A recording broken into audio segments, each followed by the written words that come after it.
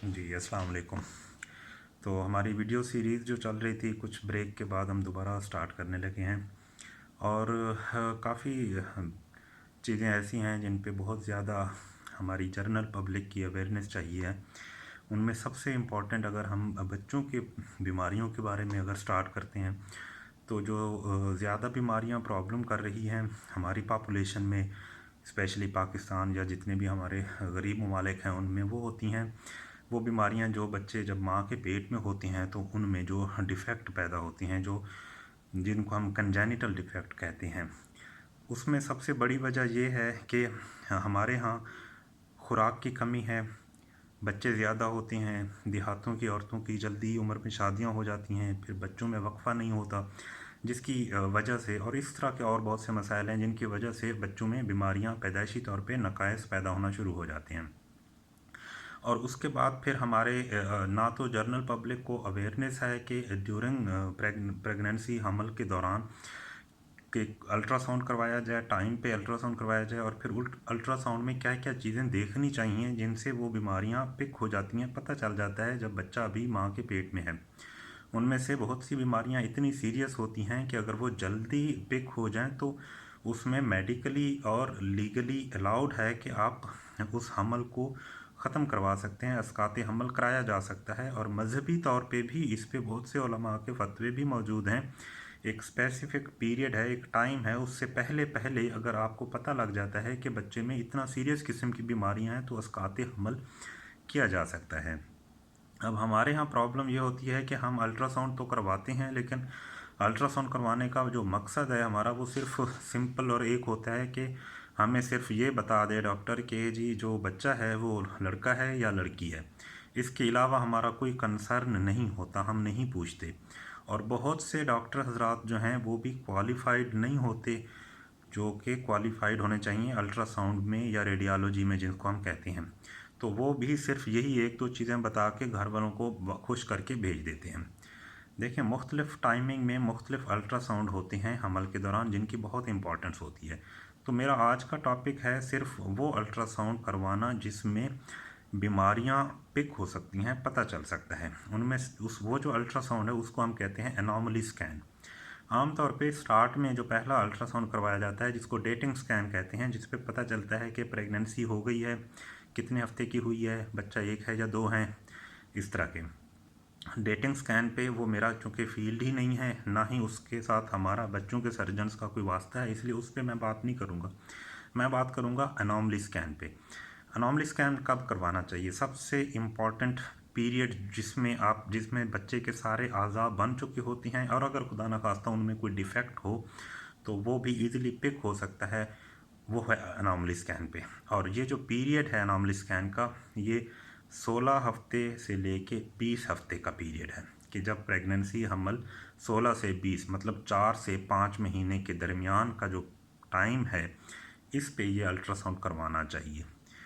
हमारे पास बहुत से आते हैं अल्ट्रासाउंड करवा के, गायनाकोलॉजिस्ट जो होती हैं वो फिर हमारे बच्चों के सर्जन के पास भेजती हैं कि जी ये जो बच्चा है अंदर, इसमें ये प्रॉब्लम है, अब आप बताएं प्रेगनेंसी का क्या करना है। और आमतौर पे 30 हफ्ते, 32 हफ्ते, 33-34 हफ्ते हो चुके होते हैं।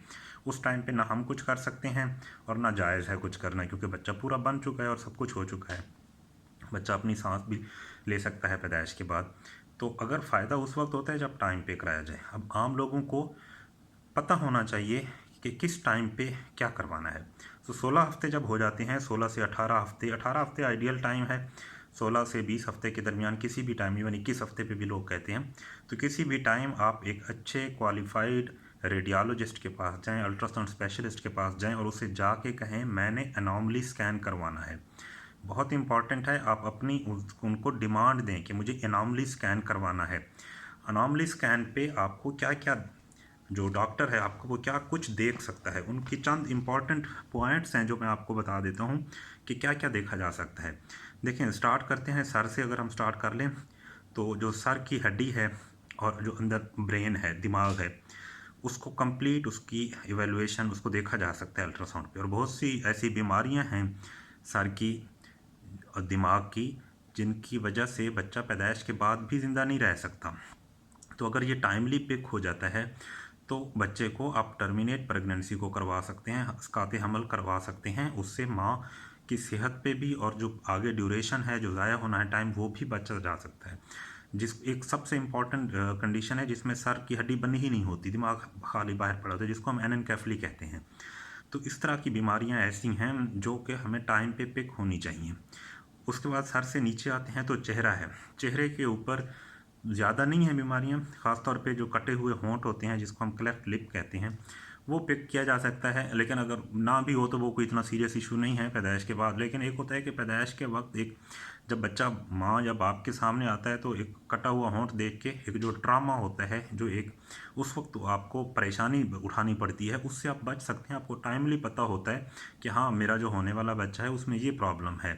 तो ख़ास तौर पे माँ, क्योंकि उस टाइम में डिलीवरी के बाद बहुत ज़्यादा चांसेस होते हैं फीमेल में जो दिमागी प्रॉब्लम्स हैं, ख़ासतौर पे जो डिप्रेशन है उसके होने का, और इस तरह की कोई कंडीशन सामने आ जाता है तो माँ डिप्रेशन में जा सकती है, जो कि डेंजरस होता है उसके लिए।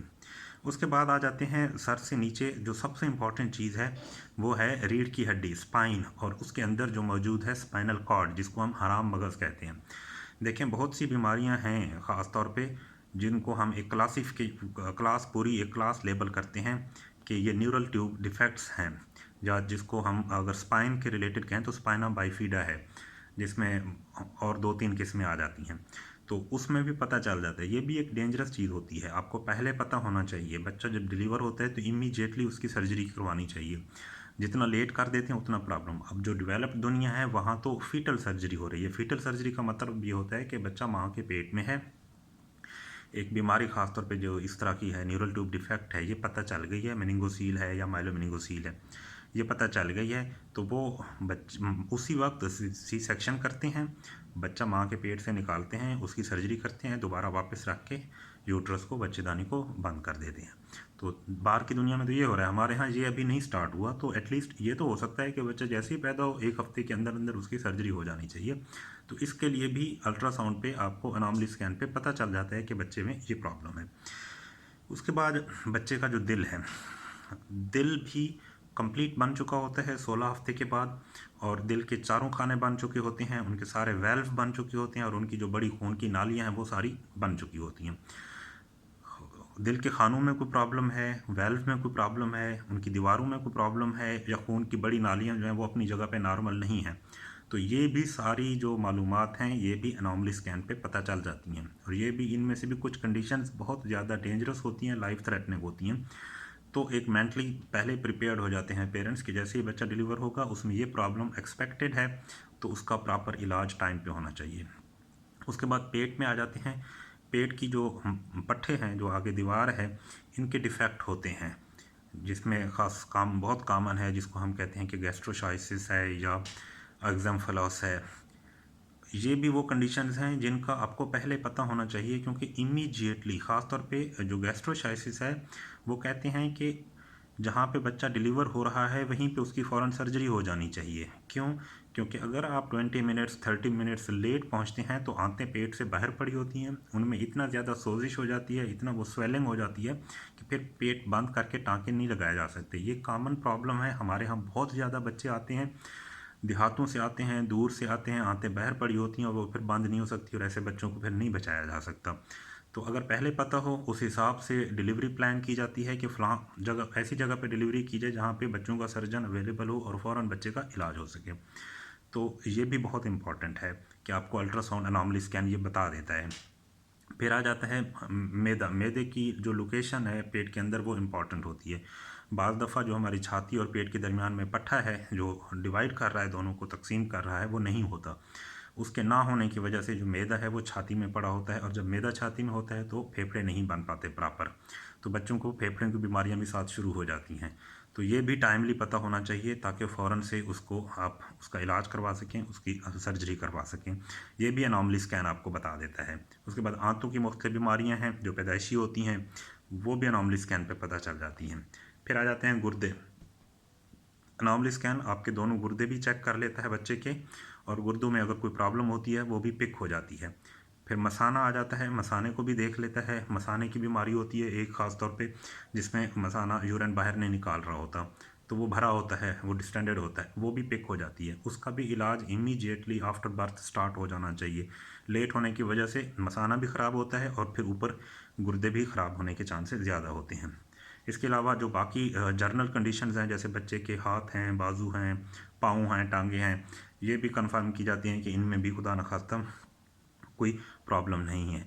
तो ये एक डिटेल्ड स्कैन होता है, एनॉमली स्कैन होता है। मेरी सब लोगों को यही गुजारिश है कि अपने फैमिलीज़ में, फ्रेंड्स में, जहाँ भी आपकी जान पहचान है, जहाँ भी कोई ख़ातून हमल के में होती है, हमल होता है उसको, तो उनको एडवाइस करें कि एनॉमली स्कैन ज़रूर करवाएं। हमारे यहाँ ये ट्रेंड नहीं है, जिसकी वजह से इतनी ज़्यादा हमारे यहाँ बच्चे होते हैं जिनमें ये बर्थ डिफेक्ट होते हैं, और जो जिनको पता नहीं होता, लेट पहुँचते हैं, देहातों में से होते हैं, उनकी इन्फॉर्मेशन नहीं होती, जिनकी वजह से उन बच्चों को नहीं बचाया जा सकता। अगर ऐसी आपके पास सहूलत हो जिसमें आप अल्ट्रासाउंड करवा लेते हैं और बच्चे में कोई खुदा न खास्ता प्रॉब्लम आती है, तो आप डिलीवरी से पहले जाके बच्चों के सर्जन से मिल लें और उनसे इन्फॉर्मेशन ले लें कि अब इसका क्या हल है, आगे क्या क्या पॉसिबल इसकी जो ऑप्शंस हैं हमारे पास, वो अडॉप्ट करने चाहिए। तो मेरी सब लोगों से रिक्वेस्ट है कि आप इस वीडियो को अपने दोस्तों में, अपने फ्रेंड्स, फैमिलीज़ में इसको शेयर करें और सब लोगों को इस बात की आगाही दें कि अनॉमली स्कैन कितना अहम है और ये ज़रूर होना चाहिए। नेक्स्ट वीडियो इंशाल्लाह हम बनाएंगे कि बच्चा जब डिलीवर होता है, पैदा होता है, तो उस दौरान में बच्चों का डॉक्टर वहाँ मौजूद होना चाहिए।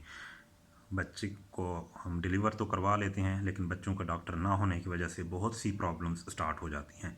नेक्स्ट इंशाल्लाह हम बहुत जल्दी वो डिस्कस करेंगे। Thank you so much. अल्लाह हाफिज़।